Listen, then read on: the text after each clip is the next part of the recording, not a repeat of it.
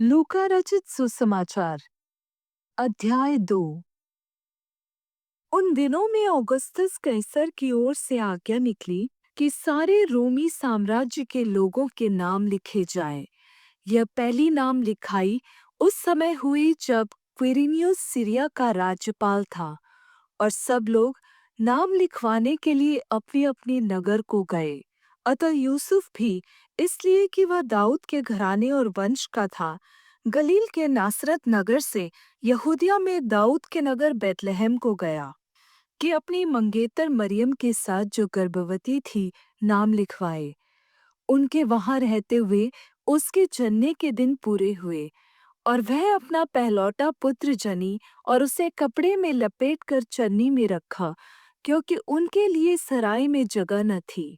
और इस देश में कितने गडरिये थे जो रात को मैदान में रहकर अपने झुंड का पहरा देते थे। और परमेश्वर का एक दूत उनके पास आ खड़ा हुआ, और प्रभु का तेज उनके चारों ओर चमका, और वे बहुत डर गए।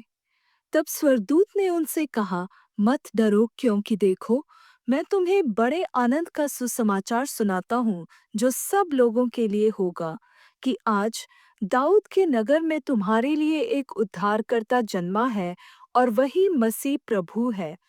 और इसका तुम्हारे लिए यह चिन्ह है कि तुम एक बालक को कपड़े में लिपटा हुआ और चन्नी में पड़ा पाओगे।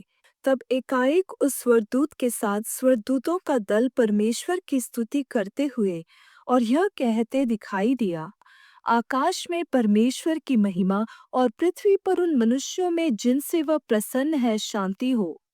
जब स्वर्गदूत उनके पास से स्वर्ग को चले गए, तो गडरियों ने आपस में कहा, आओ, हम बैतलहम जाकर यह बात जो हुई है और जिसे प्रभु ने हमें बताया है देखें। और उन्होंने तुरंत जाकर मरियम और यूसुफ को और चन्नी में उस बालक को पड़ा देखा। इन्हें देखकर उन्होंने वह बात जो इस बालक के विषय में उनसे कही गई थी प्रकट की, और सब सुनने वालों ने उन बातों से जो गडरियों ने उनसे कही आश्चर्य किया। परंतु मरियम ये सब बातें अपने मन में रख कर सोचती रही, और गडरिये जैसा उनसे कहा गया था वैसा ही सब सुनकर और देखकर परमेश्वर की महिमा और स्तुति करते हुए लौट गए। जब 8 दिन पूरे हुए और उसके खतने का समय आया, तो उसका नाम यीशु रखा गया। यह नाम स्वर्गदूत द्वारा उसके गर्भ में आने से पहले दिया गया था।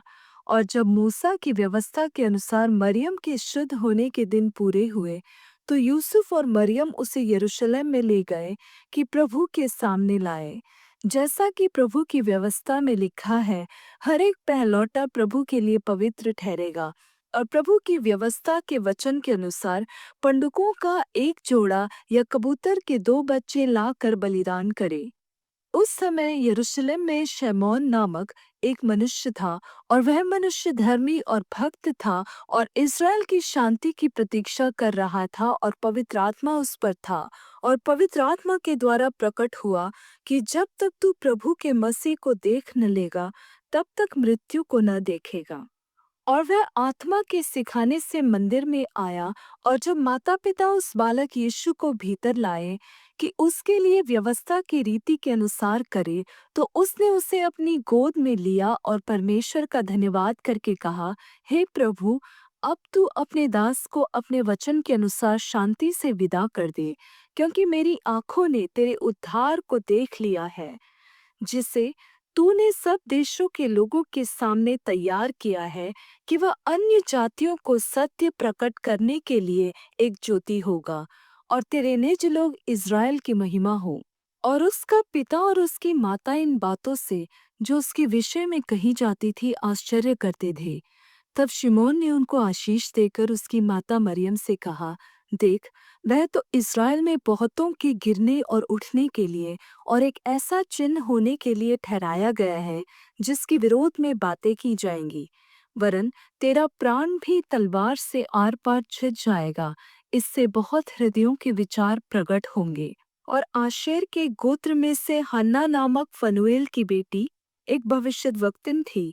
वह बहुत बूढ़ी थी और विवाह होने के बाद 7 वर्ष अपने पति के साथ रह पाई थी। वह 84 वर्ष की विधवा थी, और मंदिर को नहीं छोड़ती थी, पर उपवास और प्रार्थना कर करके रात दिन उपासना किया करती थी। और वह उस घड़ी वहां आकर परमेश्वर का धन्यवाद करने लगी और उन सभी से जो यरूशलेम की छुटकारे की प्रतीक्षा कर रहे थे उसके विषय में बातें करने लगी। और जब वे प्रभु की व्यवस्था के अनुसार सब कुछ निपटा चुके तो गलील में अपने नगर नासरत को फिर चले गए। और बालक बढ़ता और बलवंत होता और बुद्धि से परिपूर्ण होता गया और परमेश्वर का अनुग्रह उस पर था।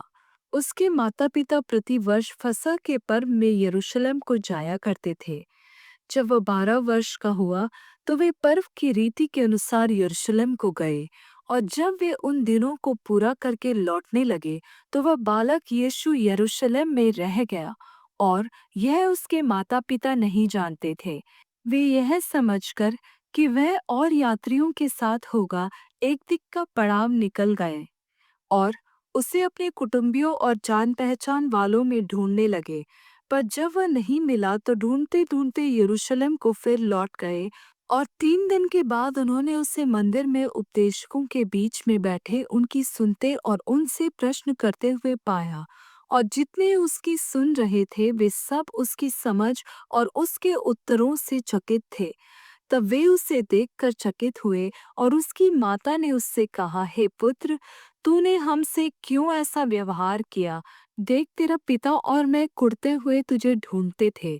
उसने उनसे कहा, तुम मुझे क्यों ढूंढते थे? क्या नहीं जानते थे कि मुझे अपने पिता के भवन में होना अवश्य है? परंतु जो बात उसने उनसे कही उन्होंने उसे नहीं समझा। तब वह उनके साथ गया और नाजरत में आया और उनके वश में रहा। और उसकी माता ने ये सब बातें अपने मन में रखी। और यीशु बुद्धि और डील डौल में और परमेश्वर और मनुष्यों के अनुग्रह में बढ़ता गया।